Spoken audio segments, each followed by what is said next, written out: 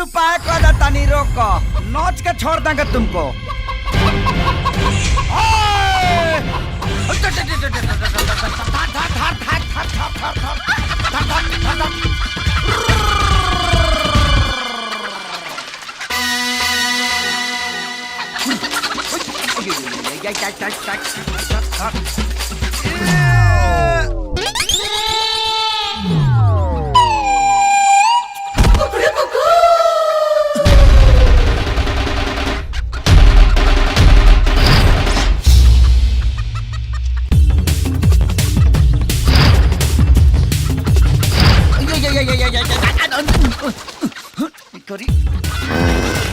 मार बुधाई के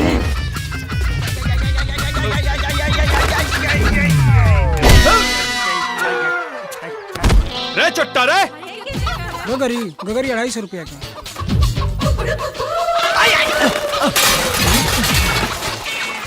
अरे हमार सामान गिरा देले। अरे ते न सुधरबे का? अरे पगला गइल बाड़े का?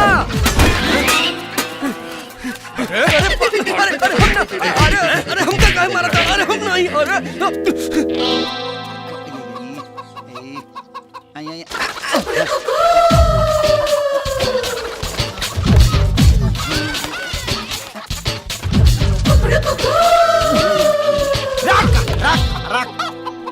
हिलिया मत पार्टनर। ओके पार्टनर। अरे फेंका ठीक से। एकदम मत हिलिया पार्टनर। अब काहिली डुली पार्टनर, लागता मुर्गी के चक्कर में अंडा फूट गई। ना हिलिया मत।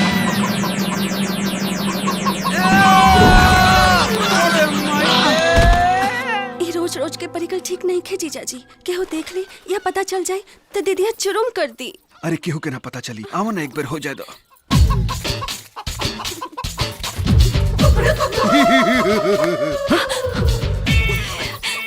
बहुत नौटंकी भइल। अब देखा तानी केंगा बच्चा तारू। तहार लुका ठुपी खत्म। पार्टनर ऐसे ना मानी।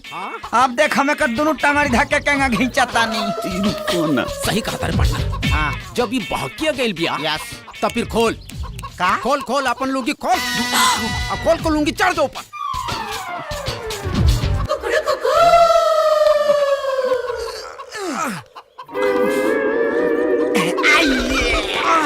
वाह पार्टनर, कमाल का दहले। अरे जियो रे शेर, जिंदाबाद जिंदाबाद। जिंदाबाद जिंदाबाद पार्टनर। पकड़ा गइल बिया। पार्टनर हाँ पार्टनर। मैं नीचे कूद रहा हूँ। अरे मार जाओ। पार्टनर कमाल कह दे पार्टनर। ए चाचा, चाचा तनी बाहर आवा।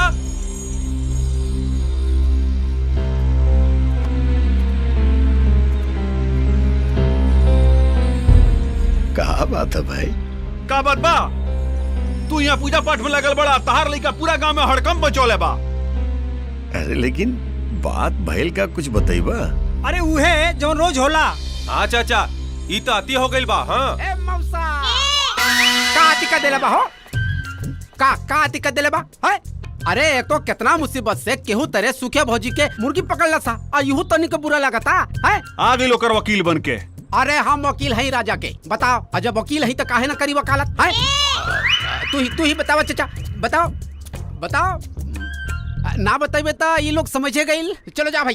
भाई हमारा बेटा के वजह से जौन भी नुकसान भइल बा, सबके भरपाई हम करब। चलो लोगो, चलो भैया। चलो। हाँ चलो।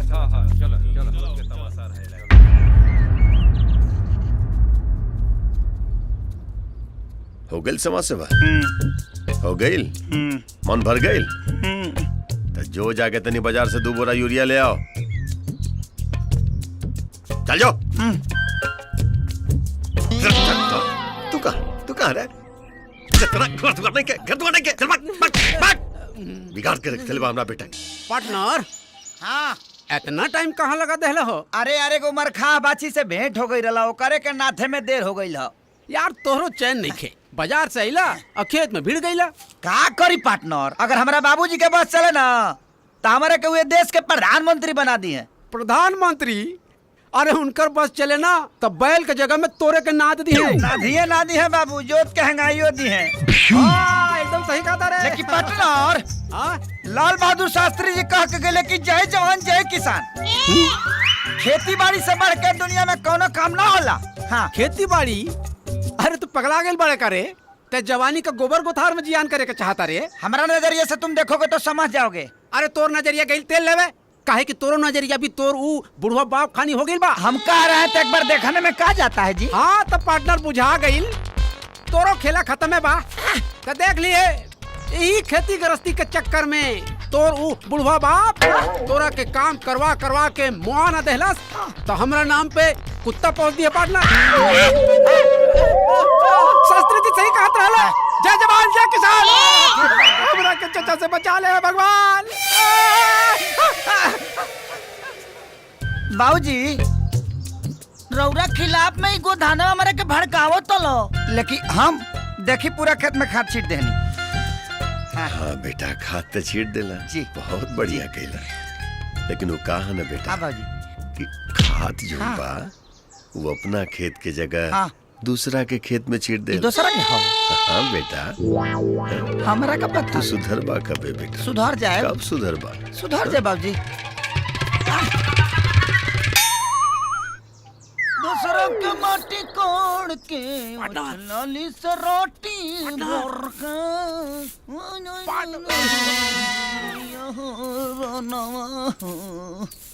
आई हई सयारम गइले ना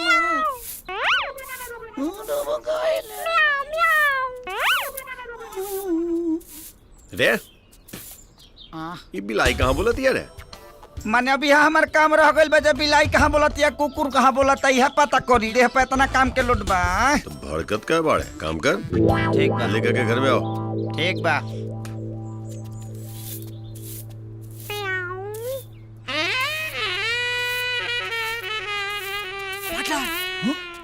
चला अरे आओ आजा।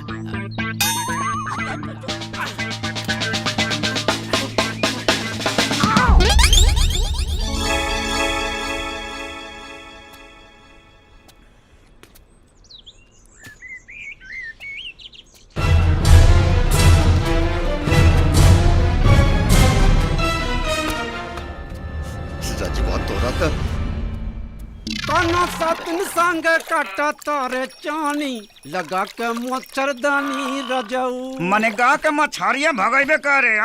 मत गा, चुप, ठीक से धार। ओके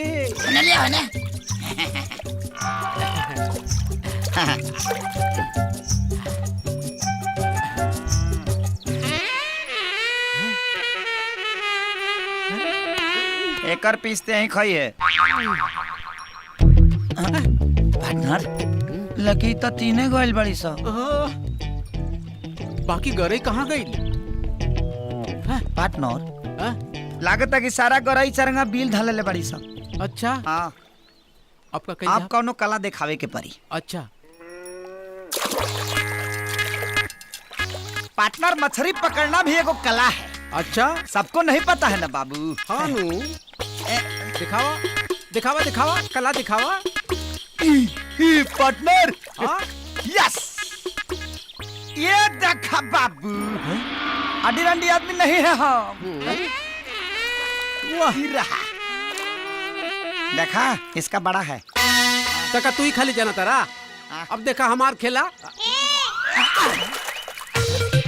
पार्टनर अब हमारा खेला देखो। पकड़ो पकड़ो पकड़ी पकड़ो, ये अंदर हाथ डालना। हाथ डाल के निकाल रहे हैं। पार्टनर लागत पड़ के करे धरल बिया। निकाल निकाली। हट देखा पार्टनर। हाँ फेंक बाबू, फेंक। नाप ला बिग दा, के कर करे बड़का बा देख ला। बिग दा बाबू तो ढेर पीस वाला बा। काहे फेंकी? अरे एकरा के तो मस्त तेल के साथ फ्राई करे और मस्त भात के साथ मजा लेके खाए। सुरक्षित रह तब न, पहले देख ले एक बार। देख ली एमे का देखे के। फेंको फेंको।